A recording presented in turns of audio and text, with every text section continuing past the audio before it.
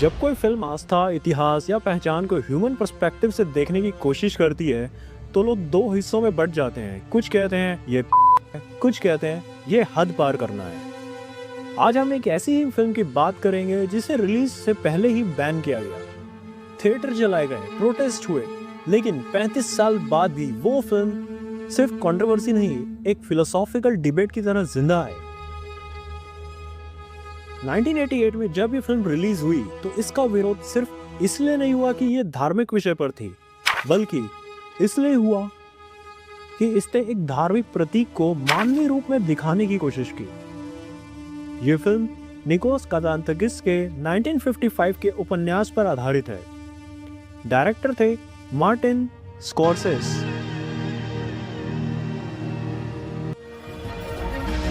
अब यहाँ ध्यान देने वाली बात यह है, यह फिल्म बाइबल की सीधी एडाप्टेशन नहीं है।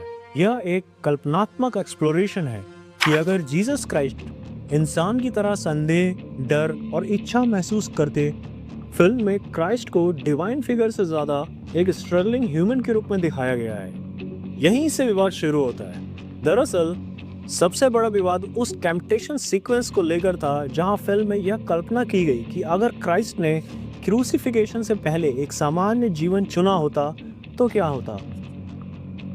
कई क्रिश्चियन ग्रुप्स ने इसे धार्मिक भावनाओं के खिलाफ बताया। रिलीज से पहले ही अमेरिका में प्रोटेस्ट शुरू हो गए। फ्रांस में तो एक थिएटर पर आगजनी तक हुई। कई देशों में फिल्म बैन हुई, कुछ जगहों पर वर्षों बाद जाकर रिलीज मिली। अब यहाँ लॉजिकल सवाल है, क्या फिल्म ने धर्म का अपमान किया या सिर्फ एक दार्शनिक सवाल पूछा? तो क्या यह सिर्फ प्रोवोकेशन था? अगर आप फिल्म ध्यान से देखते हैं तो पता चलता है कि स्कॉर्सेस का मकसद शॉक देना नहीं था। वो फेथ को चैलेंज नहीं कर रहे थे, वो फेथ को ह्यूमन कॉन्टेक्स्ट में समझाना चाह रहे थे। क्राइस्ट को डाउट करते, स्ट्रगल करते और फिर कॉन्शियसली सैक्रिफाइस चुनते दिखाना दरअसल सैक्रिफाइस को और मीनिंगफुल बनाता है। यानी फिल्म का कोर मैसेज एंटी रिलीजन नहीं था, बल्कि यह था कि अगर सैक्रिफाइस आसान होता तो उसका महत्व कम होता। मार्टिन स्कॉर्सेस खुद एक प्रैक्टिसिंग कैथोलिक रहे हैं। उन्होंने कई इंटरव्यूज में कहा कि यह फिल्म उनके अपने स्पिरिचुअल स्ट्रगल से निकली। उनके लिए यह प्रोजेक्ट पर्सनल था, प्रोवोकेटिव नहीं।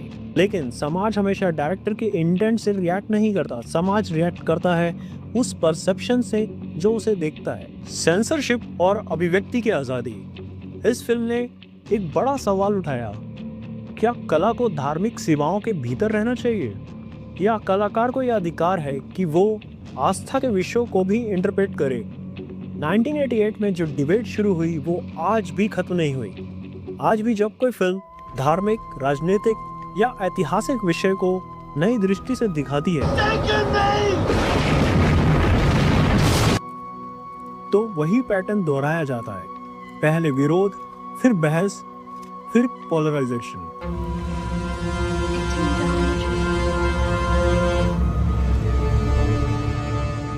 कंट्रोवर्सी से अलग होकर देखें तो यह फिल्म टेक्निकली स्ट्रांग है। विलियम डेफो का परफॉर्मेंस लेयर्ड है, सिनेमेटोग्राफी रॉ है। बैकग्राउंड स्कोर पीटर गैब्रियल ने दिया था, जो एटमॉस्फेयर को स्पिरिचुअल और अर्थी दोनों बनाते हैं। IMDb रेटिंग लगभग 7.5 है। क्रिटिक्स ने इसे बोल्ड और थॉटफुल कहा। ऑडियंस डिवाइडेड रही। तो क्या यह कंट्रोवर्सी जस्टिफाइड थी? दरअसल यह सवाल आसान नहीं है।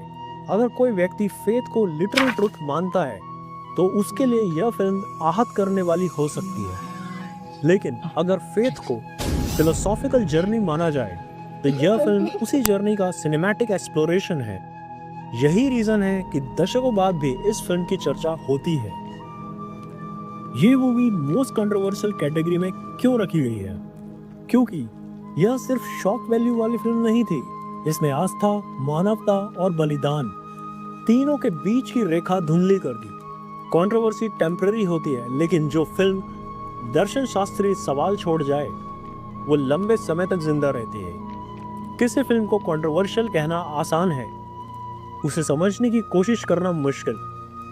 The last temptation of Christ एक परफेक्ट फिल्म नहीं है, लेकिन यह एक ऑनेस्ट फिल्म है।